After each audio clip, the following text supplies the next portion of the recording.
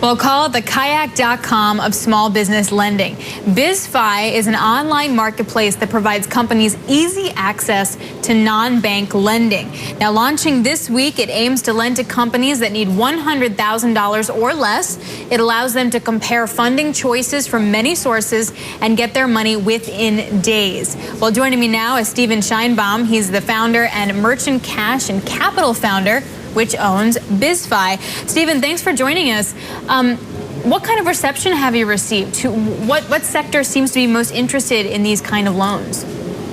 The product has been really well received. We've had tremendous interest from restaurants, auto parts and repairs, nail salons, construction companies, and just a whole myriad of businesses. Why do you think that this kind of lending is popular right now? Why can't these guys just go to a bank? Well, I think that since the recession of 2008 and 2009, banks have had a really hard time lending to small businesses, whether they're still concerned about the losses that they took or the new regulatory environment that they're in. And since that time, so much capital has come into our space, and the technological innovation has made the user experience so good and so easy that it's really just been a great opportunity for borrowers to come and get money really easily and quickly. What's sort of the average loan that you're seeing? We go from $5,000 to $500,000, but the average deal is approximately $50,000. And what do people wind up doing with that? I mean, $50,000 from expanding your business standpoint really doesn't seem like that much.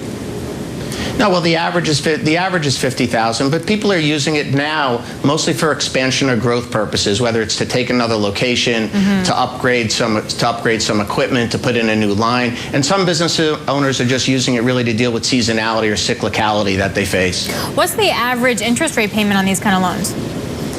It really ranges. We range from SBA lenders who started around 4 or 5%, up to equipment finance companies and factors and cash flow lenders that are in the high teens or low 20s. Wow. But it really depends on the credit worthiness. Well, that's huge. High teens, that's an enormous interest rate payment. I mean, these are small businesses. How can they afford to kind of repay that?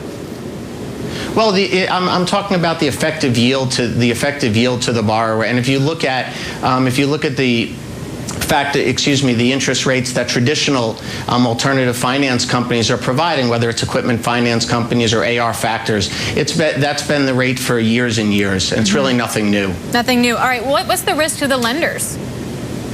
The risk to the lender is that they have to get comfortable with the borrower and rely on their credit models and decision engines so that they can provide funding within hours, which is a huge change from what used to be. What kind of risk, though, are they have in terms of not getting their money back, default risk or anything along those lines?